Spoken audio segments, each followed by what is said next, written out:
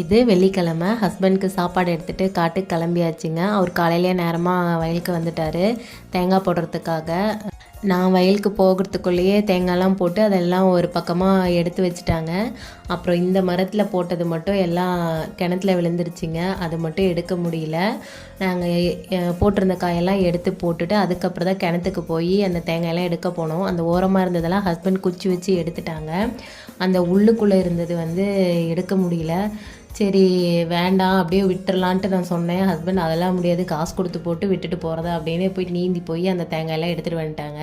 ஏன்னா ஹஸ்பண்ட்க்கு ஏற்கனவே சளி இரும்பலாக இருந்து இப்போ தாங்க சரியாச்சு. திரும்பவும் அந்த கிணத்து தண்ணியில் ஜில்லு ஜில்லுன்னு போனால் திரும்பவும் சளி இரும்பல் வந்துடும், வேண்டான்னு சொன்னேன். ஆனால் கேட்கல, அவங்க போய் எடுத்துகிட்டு வந்துட்டாங்க. தேங்காயெல்லாம் ஒரு பக்கமாக போட்டு வச்சுட்டு நானும் ஹஸ்பண்டும் சாப்பிட்றப்ப 12 ஆகிடுச்சிங்க. சாப்பிட்டுட்டு அப்படியே பொங்கல் பரிசு கொடுத்தாங்க, அதையும் வாங்கிட்டு வீட்டுக்கு கிளம்பியாச்சுங்க. தேங்க்ஸ் ஃபார் வாட்சிங், பாய்.